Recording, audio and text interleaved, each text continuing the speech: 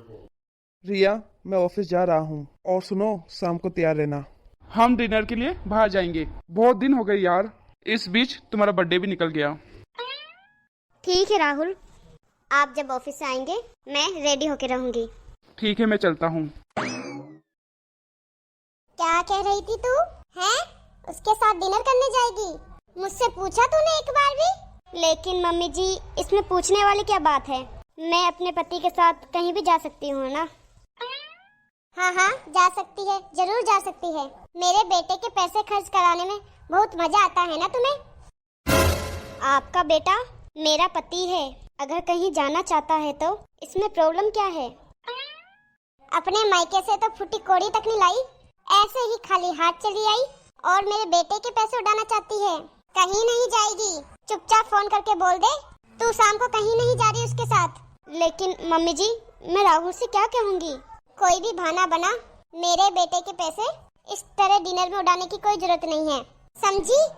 और अगर तूने हमारी बात नहीं मानी ना तो इसका अंजाम बहुत बुरा होगा। नहीं नहीं मम्मी जी, आप ऐसा कुछ मत करिएगा।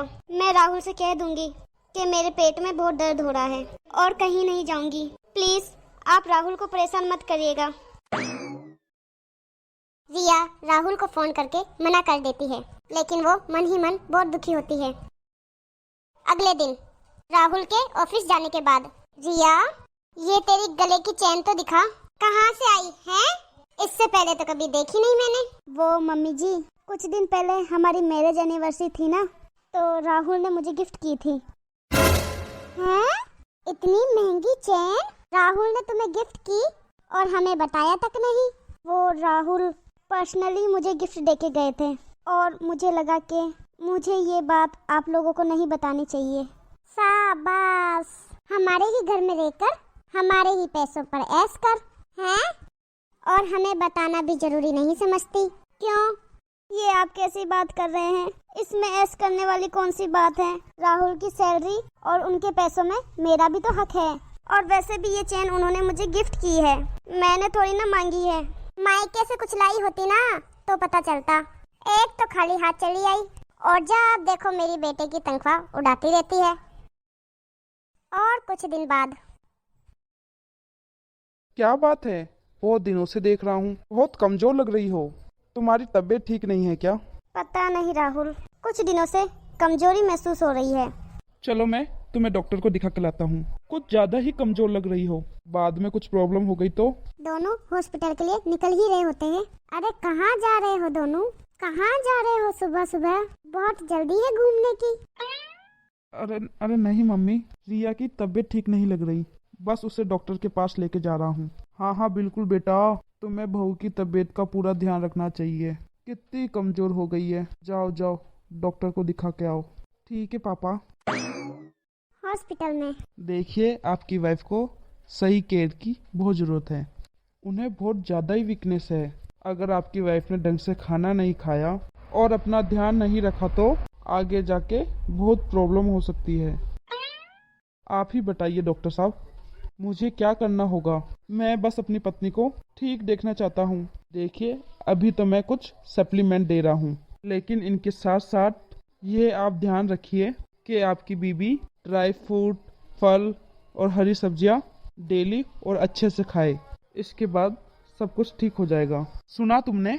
आज के बाद तुम ठीक से खाना खाओगी, अपना ख्याल रखोगी, ओके? ठीक है राहुल। घर लौट के आने के बाद, अरे ये क्या बेटा, इतने सारे ड्राई फ्रूट, फल, ये सब किसके लिए लेकर आए हो? मम्मी, रिया के लिए लेकर आया हूँ। डॉक्टर ने कहा है रिया को बहुत ज्यादा वीकनेस है और इसे ये सब खाने की बहुत जरूरत है।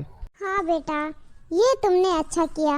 अब घर की बहू बीमार हो जाएगी तो सब घर का काम कैसे होगा? बहुत अच्छा किया बेटा तूने। ठीक है मम्मी, मैं ऑफिस जाता हूँ। ठीक है बेटा, आराम से जाना। ओ मैडम, सुन जरा, अच्छे से देख रही हूँ मैं। आजकल बहुत मेरे बेटे को ब्लैकमेल कर रही है ना, इमोशनल। इतने सारे ड्राई फ्रूट, ये सब खाने पीने की चीजें फ्री में मिल गए क्या तुमको? नहीं मम्मी जी, फ्री में क्यों मिलेगा, पैसे देकर खरीदी है इन्होंने। वही तो हम कह रहे हैं। अरे इतने सारे ड्राई फ्रूट खाओगी? कितने महंगे आते हैं और कितने सारे पैसे लग गए होंगे हमारे बेटे के। लेकिन पापा जी, ये सब जरूरी था। डॉक्टर ने ये सारी चीजें मेरे लिए लाने को कहा था, इसलिए राहुल डॉक्टर के कहने से लेके आया है। ये सारी चीजें उन बहुओं को खाने का अधिकार है जो अपने मायके से थोड़ा बहुत कुछ लेके आती है। और सुन, तुझे इतना ही ड्राई फ्रूट खाने का शौक है ना, तो अपने मायके में अपने पापा को फोन लगा और बोलो 5 लाख रुपए तेरे अकाउंट में ट्रांसफर करवा दे। तब तक खबरदार जो इन चीजों का हाथ भी लगाया तो।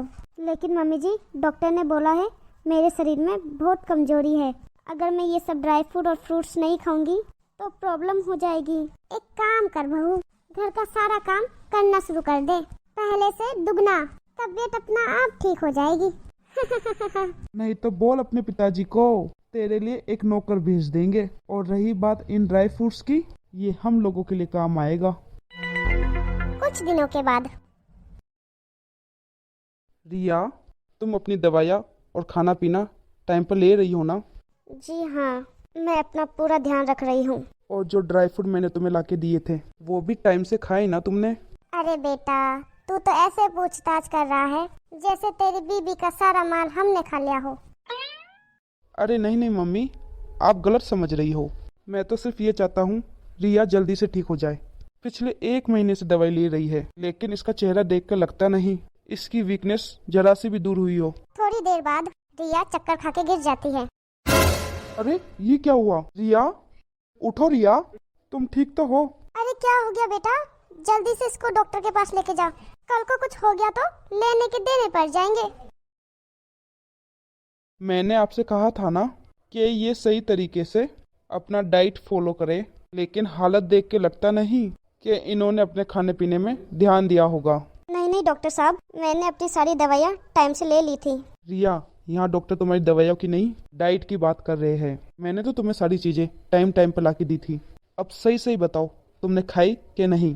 राहुल की बात सुनकर रिया फुट फुट के रोने लगती है और उससे जब रहा नहीं जाता तब वो सारी सच्चाई राहुल को बता देती है, इसलिए मेरी डाइट पूरी नहीं हो पाई। घर आने के बाद, क्या हुआ राहुल बेटा, सब ठीक तो है ना? रिया की तबीयत ठीक है ना? मम्मी, कैसी माँ हो आप?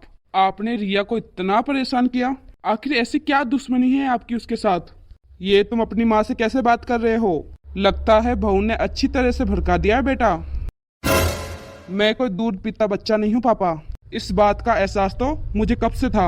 आप लोगों का व्यवहार रिया के लिए ठीक नहीं है, लेकिन मुझे कभी ठीक से कुछ पता ही नहीं चला। रहने दीजिए ना राहुल, आप मम्मी पापा से इस तरह बात मत करिए। देखा, पहले तो हमारे बेटे को हमारे खिलाफ भड़काती है और अब भली बनने की कोशिश कर रही है। मम्मी, आप रिया को इतना उल्टा सीधा सुना रही हो, लेकिन मेरी बात का जवाब नहीं दिया। आखिर ऐसी क्या कमी है आपकी बहू में, और आप इसे बार बार अपने मायके से दहेज लाने के ताने मारती रहती है। ये सुनकर मुझे तो विश्वास ही नहीं हो रहा। क्यों मम्मी, क्यों?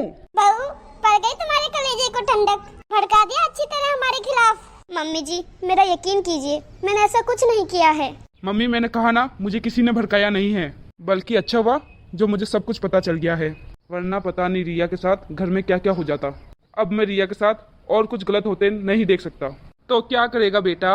नौकरी छोड़कर घर में अपनी बीबी की सेवा करेगा? घर में बैठ जाएगा क्या?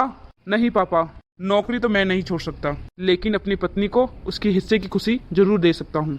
अरे आखिर तुम करना क्या चाहते हो? अपने माँ बाप पर बिल्कुल भी भरोसा नहीं है क्या तुम्हें? आप मेरे माँ बाप हैं, आप पर तो मुझे भगवान से भी ज्यादा भरोसा था, लेकिन मेरी पत्नी के साथ इस घर में जो कुछ भी हुआ वो मुझे बिल्कुल बर्दाश्त नहीं। तो क्या करना चाहते हो बेटा? अपने माँ बाप को घर से धक्के मार के निकाल दोगे? नहीं मम्मी पापा, मैं आपको इस घर से कभी बाहर नहीं निकालूंगा, क्योंकि आप मेरे माँ बाप हैं। लेकिन रिया को शादी करके मैं इस घर में लेके आया हूँ, और इसके साथ अत्याचार हो ये मुझे बर्दाश्त नहीं। ये आप कैसी बात कर रहे हो राहुल? मैंने ही गलती की जो आपको सब कुछ बता दिया। मैं ही पागल हूँ, मुझे आपको कुछ नहीं कहना चाहिए था। अरे नहीं नहीं, तुम्हारी कोई गलती नहीं है, लेकिन अब मैंने इस प्रॉब्लम का सॉल्यूशन ढूंढ लिया है। मैं तुम्हारे लिए अलग से घर लूंगा और हम वहाँ रहेंगे, ताकि दिन रात तुम्हें वहाँ कोई ताने मारने वाला ना हो। इस उम्र में अपने माँ बाप को अकेला छोड़ के जाएगा बेटा, वो भी अपनी बीबी के लिए? रिया मेरी जिम्मेदारी है माँ। एक बार इसके चेहरे की तरफ तो देखो, इसकी तबीयत कितनी खराब है, लेकिन आपने इसके खाने पीने की चीजें इसको खाने नहीं दी, इसलिए आज इसकी ऐसी हालत हो चुकी है। ठीक है बेटा, जो तुझे करना है वो कर। वही तो कर रहा हूँ मैं। आप लोगों का भी ख्याल रखूंगा और अपनी पत्नी का भी। मैं अपनी पत्नी को ऐसे कमजोर, बीमार और लाचार नहीं देख सकता।